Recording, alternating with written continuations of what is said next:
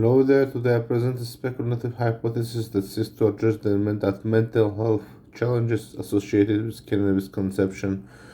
This hypothesis suggests that a potential genetic solution to enable safe and regular use of marijuana without adverse mental health reactions, such as encoding genetic codes into vulnerable groups of population. And throughout the history, many individuals have consumed cannabis without experiencing negative mental health effects. However, some users encounter serious issues such as psychosis, anxiety, panic after initial consumption. This disparity raises an important question: can we identify and replicate the genetic factors that protect some individuals from these adverse reactions, such as taking genetic code from a person throughout his life that has consumed cannabis and inject the same genetic code into subject, and then ingest cannabis and see how he reacts, and if he reacts like with typical psychoactive effect, and then there are no consequences, then that means that the administration of genetics work. But as getting to square one, to the hypothesis point, the hypothesis posits that certain individuals possess a specific chain of genetic code that allows them to consume cannabis, which means that genetic code maybe from Latin America, from Brazil, which allows them to consume cannabis safely and regularly and even in excess if they want. So that essentially, counts with an alignment if it's an essentially harmless drug or a very harmful one. So we don't know which one it is. So by identifying and duplicating these codes and injecting them into the rest of the population can really protect the future of generations, and as well people of any age, from adverse reaction, even mostly to accidental consumption of a product that contains cannabis.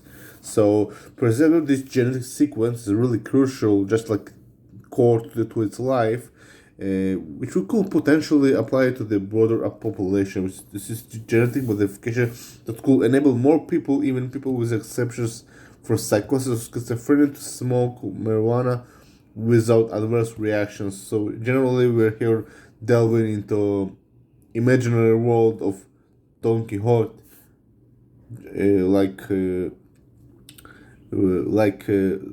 turning fantasies and dream life into reality. So person will essentially will be able to consume essentially harmless drug when we have this kind of encoding into every person's uh, physical body. So by identifying the genetics, by making comprehensive studies on individuals who have a lifelong history of cannabis use without adverse effects. So essentially, these people that have used marijuana for lifelong, they have essentially built somewhat of a immunity to it, like tolerance. So essentially, what happens is the genetics of the same person that has smoked marijuana throughout these years will be injected in a healthy individual as if he has smoked and has not adverse reaction, and that same person that had an exception for psychosis will be able to smoke and enjoy and not have the consequences following initial ingestion of cannabis, which is pretty typical for many people to experience psychotic adverse reaction instead of relax feeling of intoxication, or like being calm. Like, I mean, it's this same people who have predisposition to psychosis can smoke, but they will have consequences because they don't have the necessary genetic code to tolerate the chemical compounds, mostly the THC. So, by developing a medical procedure to duplicate this protective genetic codes, ensures the preservation and stability of these genetic modifications in the human genome. By implementing genetic adaptation devices in the general population through saving control medical procedures could monitor and regulate the application to ensure ethical standards and prevent misuse. These benefits could reduce mental health risks associated with consumption of cannabis.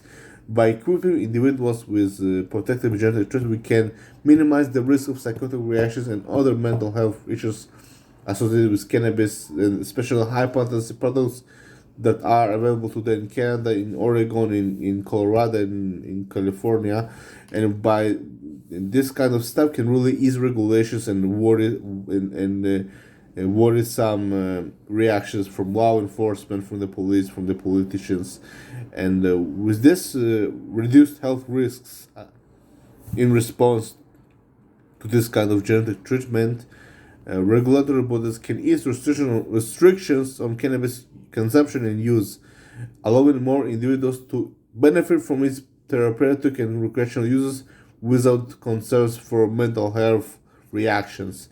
So the conclusion is that this speculative hypothesis can really be put in practical use because the devices are available, the genetic stuff, injecting patients with hormones and stuff are available. So this presents rather a visionary solution to the mental health challenges posed by current cannabis consumption, even by people who are of vulnerable group, like people with schizophrenia or some type of psychotic disorders, and they smoke either way.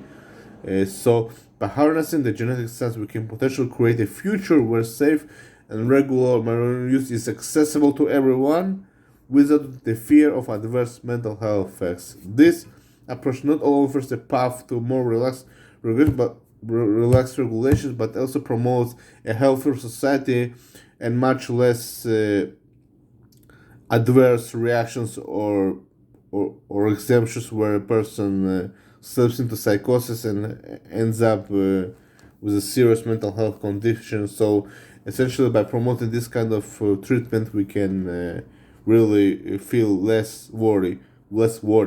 So I thank you for your attention, for listening to me about this, and I look forward to discussing this innovative idea further to others and passing this to other people, because this is essential. Mental health is essential. Like the mental health crisis we go through is really essential to consider, because the psyche of a person is important to its core. Like it's a core of a human. It's really the core of the person that is really something that's inevitable to preserve and stuff. Thank you for watching.